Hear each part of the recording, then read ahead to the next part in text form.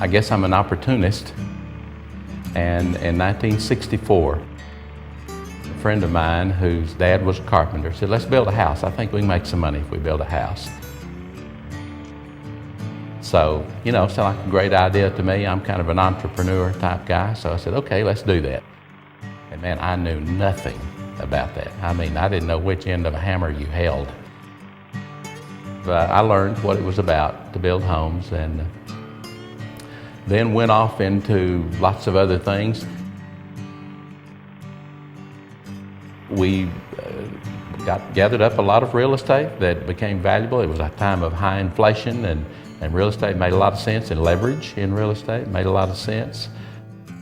You know, by 1991, I would have had $3.5 million in the bank, free and clear, owed no taxes. My home would have been free and clear. About a $15,000 a month income that looked like for the rest of my life. And I thought, man, there'll never be another poor day. But the Lord had other plans. It all went away. I mean, almost overnight.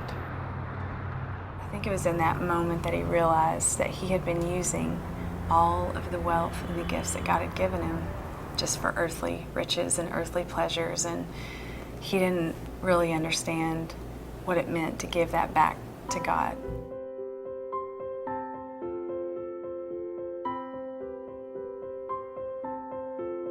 I grew up, you know, going to work with him, and I had business in my blood from the early days, real estate business, in fact, specifically.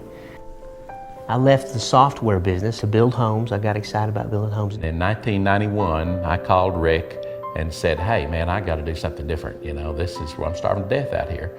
Every deal that I've had got right to the door, nothing happened, just no success. He had in the meantime gone to work for a fellow who was the expert at building inexpensive housing. So Rick said, why don't you come back and join me in this business? And I did. He and Rick joined, and they changed the name of the company, and it became Beatonbow Homes. And then I came back to this, what are we gonna do if we make some money? And all my life I had been thinking about that proposition, and giving it away is the thing to do. And Rick bought that premise, and here we go. We sold 16 homes that first year, closed 11, 53 the next, and 93 I think the next, and it just took off like a shot.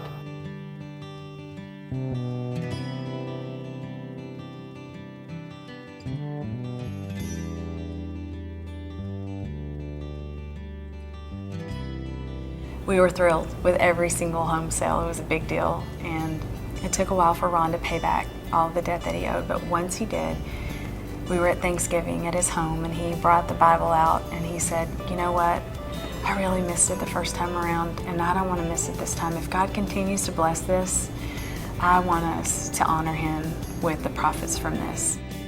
And we formed the foundation in '98, and that was our first serious formal beginnings. We just said, God, we don't know what we're doing, but we want to honor you. So lead us to things that people are doing that is delighting your heart.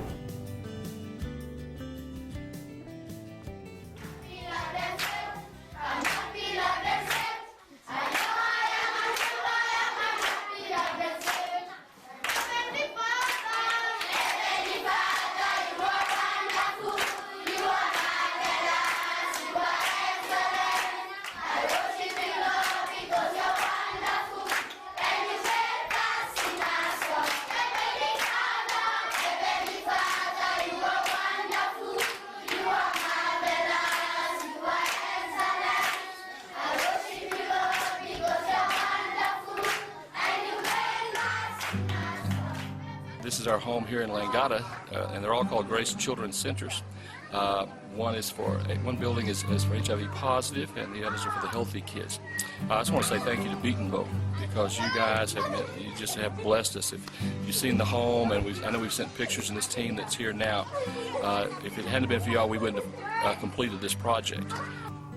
Through that whole process, he began to teach us to look for the things in our hearts that would break for whatever we saw out there. In other words, it's like a burden that he has in his heart, but he gave it to us too.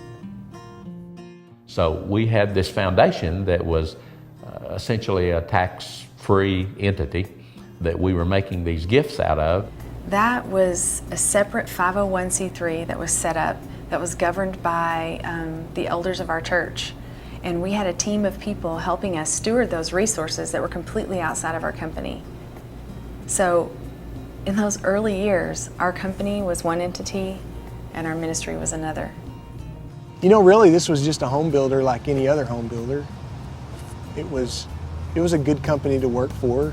I wouldn't say it was a great company to work for. They were giving profits away, and I knew that. I knew they were giving profits to honor God with that. But really, when you got down into our business, there wasn't much different about our business than the next business. We didn't know, we weren't strong enough in our faith at the time to understand that you don't compartmentalize your life. So it was a whole process for us to learn that. The first thing that came to us was, we got to share the company with these employees, and they need to be part of the process of whatever ministry we do here. I only own 10% interest in this company.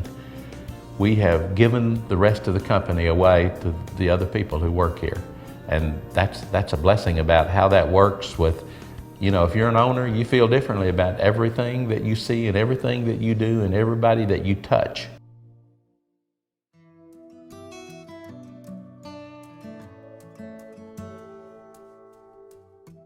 Then we started thinking about, we've got an outside board. Let's do this inside. These are company profits.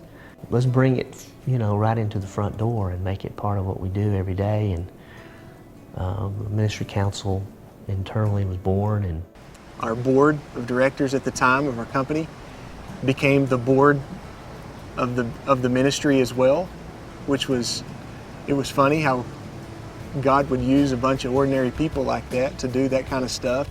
Wow, that's a powerful thing. They know what the company and the sweat of their labor is doing. They're owners. This is their profits.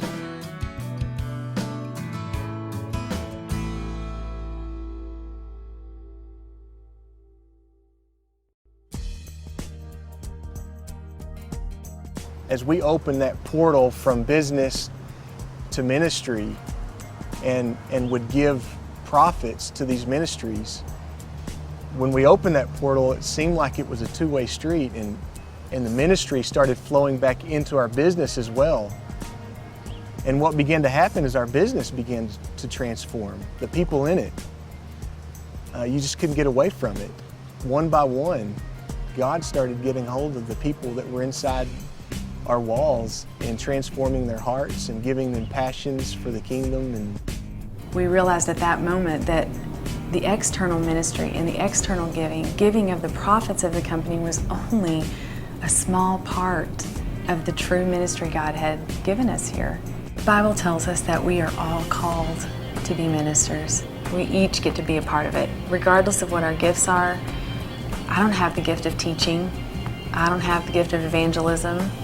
I don't have those gifts, but I can be a part of His work right here in a home building company.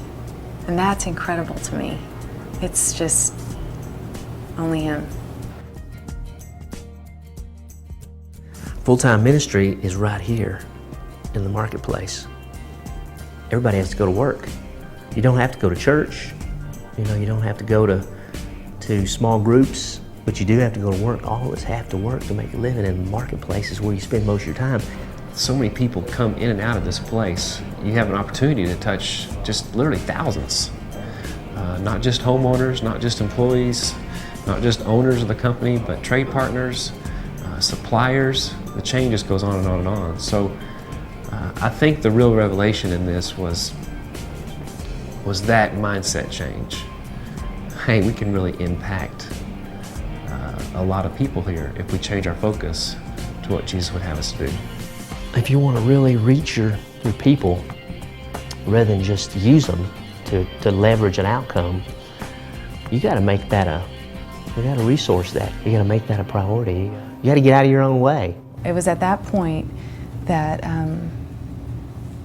we hired someone on our ministry team to focus internally on all the families here. And we started celebrating anniversaries and birthdays and having baby showers and graduation parties and employee appreciation dinners and family picnics and concerts in the prayer garden, and just really getting to know the people that we work with. My job is to focus on the employees.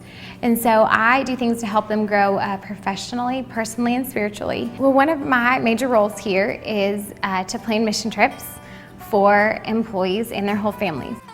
We plan a couple mission trips every year, and the neat thing is that we tie it in with Christian organizations that we give to financially as well. We got to go to Africa 2 summers ago for 10 days. You do get a personal feel for the fruit, for the bigger purpose of what you're doing, because you've seen it.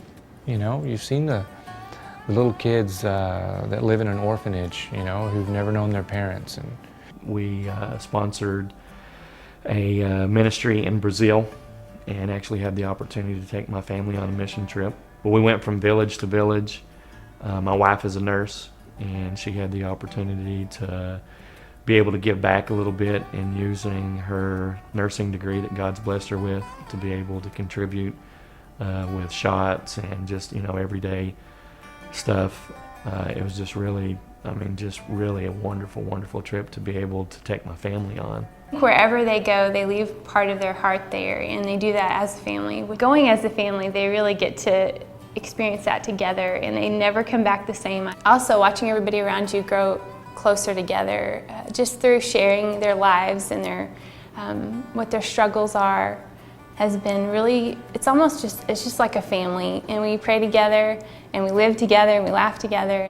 From dances to barbecues to the lunches to the mission trips, take every single opportunity to celebrate. Maybe throw them a baby shower. When they're hurting, stop, sit down and have a cup of coffee with them and ask them what's going on and let them tell you their story. I think that's the main difference, is just saying, we care about you, you know, and we care about you more than just as an employee. We care about you as a person. We care about your family, your growth, who you are, and it makes a huge difference. It's just praying that God opens your eyes to the people around you. He's let you know they're in a desert. This is a dry and weary land. This is a desert. Psalm 84 calls it the valley of Baca. It's the valley of tears, the valley of death. They're desert dwellers. It's tough. Life is tough. It's hard out here. People are dying, people are hurting each other. It's a tough place to live. And the marketplace is really tough. What would you do in a desert? If somebody walked up in the desert and they're parched and they're thirsty, what would you do? Give them a drink. It's that simple. I believe we're an oasis. He is allowing us to be that oasis. And when people come in, they want a drink. They want to know, whether they know it or not, they want to experience God. I hope in the end that when they do leave, they leave better than what they came here. That's our goal. Just take the first step. Commit your relationship in the marketplace to Christ. You know, God wants me to have a personal relationship with Him every day. People may feel called but ill-equipped. Maybe that's exactly what God wants, is for them to feel the weight of the call, but also feel totally, completely incapable of doing it.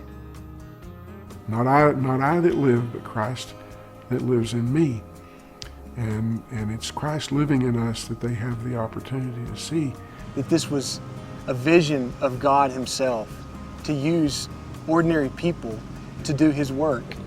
So this is simply a witness to what we have seen, what we've experienced right out here in the marketplace, and what we know God has planned for all who believe. We plant the seeds. God gives the increase. So it worked 2,000 years ago and it still works today. God's fingerprints are all over it.